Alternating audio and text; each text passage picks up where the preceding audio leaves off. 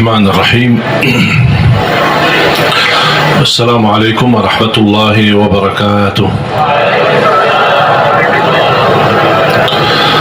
الحمد لله رب العالمين، وأشهد أن لا إله إلا الله وحده لا شريك له ولي الصالحين، وأشهد أن سيدنا ونبينا محمدا عبد الله ورسوله الصادق الأمين. اللهم صل وسلم وبارك على سيدنا محمد وعلى آله وصحبه ومن تبعهم بإحسان إلى يوم الدين. اللهم علمنا ما ينفعنا وانفعنا بما علمتنا وزدنا علما وتقى.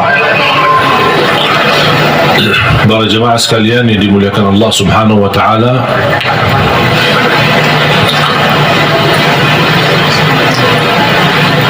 begitu luar biasa kemuliaan Al-Quran untuk kita. Kita terpilih menjadi umat Nabi Muhammad sallallahu alaihi wasallam, menjadi ummatul Quran. Quran yang abadi, Quran yang suci, dijamin tidak ada celah di dalamnya, tidak ada kesalahan, tidak ada kebatilan. Bahkan dalam lindungan Allah Subhanahu wa taala, dari bentuk makna, arti, isinya, tulisannya, halam-halamannya, dan semua dilindungi oleh Allah Subhanahu wa taala. Sebagaimana janji Allah, inna nahnu nazzalna adh-dhikra wa inna lahu lahafizun. Kami telah menurunkan Al-Quran dan kamilah yang menjaganya. Termasuk terjaga Ahlul Quran.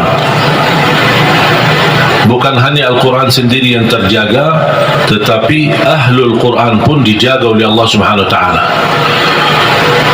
Bahkan salah satu lindungan Allah Subhanahu wa taala kepada kita melalui Al-Quran, akan dilindungi oleh Allah Ahlul Quran dari siksa neraka Jahannam.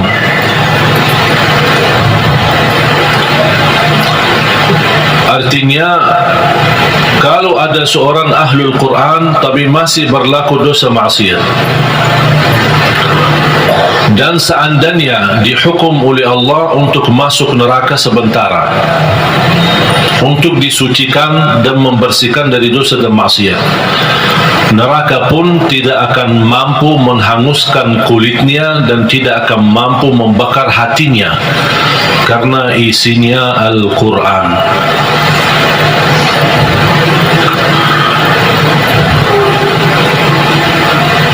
Banyak kelebihan Al-Quran untuk kita. Surah yang paling agung di dalam Al-Quran Suratul Fatihah. Ayat yang paling agung di dalam Al-Quran ayat Al-Kursi. Suratul Fatihah, kalau boleh saya artikan dialog sama Allah, berdialog dengan Allah. Setiap satu ayat kita baca, Allah jawab kita. Makanya disunnahkan kalau kita baca Suratul Fatihah, jangan disambungkan ayatnya. Setiap ayat berhenti.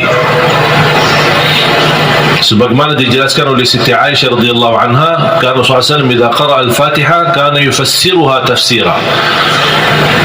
Ketika Rasulullah SAW membaca suratul Fatihah, seperti dia mentafsirkan suratul Fatihah, saking pelan-pelan dan bertahap-tahap membaca ayat-ayatnya suratul Fatihah, menunjukkan beradab sama Allah Subhanahu wa taala, kehormatan, karena dia sedang berdialog dengan Allah melalui bacaan suratul Fatihah.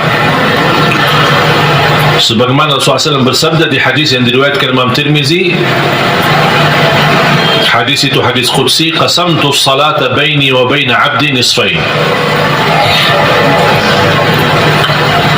Aku telah membagikan salat antaraku dan hambaku, kata Allah, menjadi dua bagian.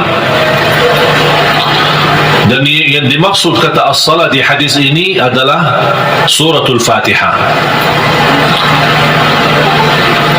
Ternyata suratul Fatihah memiliki banyak nama. Disebutkan nama di antara lain Al-Fatihah, Ummul Kitab, Ummul Quran, As-Salah, Asy-Syafiyah, Ar-Raqiyah, Al-Waqiyah,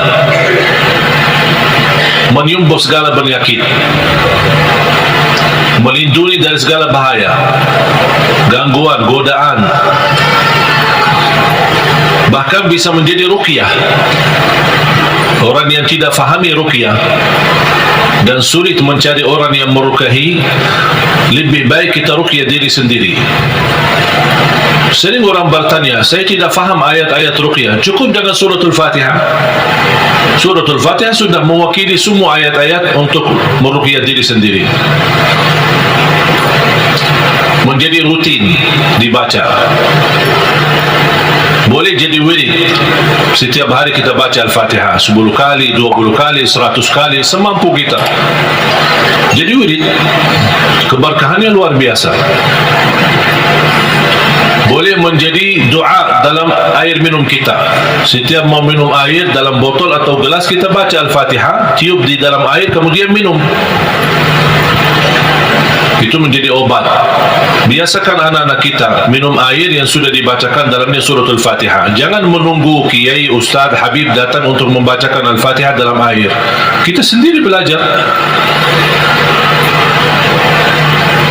Baca 3 kali boleh, 1 kali boleh, 7 kali boleh. Habis itu tiup dalam air, boleh 3 kali. Kemudian silahkan minum. Kasih kepada anak-anak kita.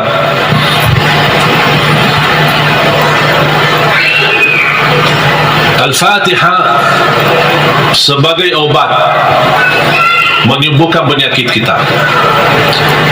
Ada yang merasa gesak di hati, merasa stres kepalanya, boleh taruh tangan yang kanan di atas kepala dan baca Al-Fatihah. Di atas dada kita baca Al-Fatihah. Itu sungguh subhanallah. Al-Quran sebenarnya seluruh Al-Quran, seluruh isi Al-Quran itu obat. Qul huwa lilladzina amanu hudan wa shifa. Sungguh Al-Quran itu petunjuk dan obat, menyembuhkan penyakit bagi orang-orang yang beriman. Berarti Al-Quran menyembuh penyakit hanya berlaku bagi orang yang beriman. Yang tidak beriman tidak berlaku.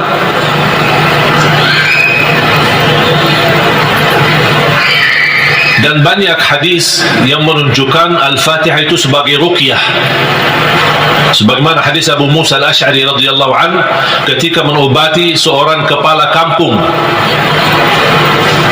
yang sambat sakit, kemudian dibacakan Al-Fatihah, kemudian faka'annama nashita min iqal, sampai dia sembuh seperti tidak pernah sakit sebelumnya.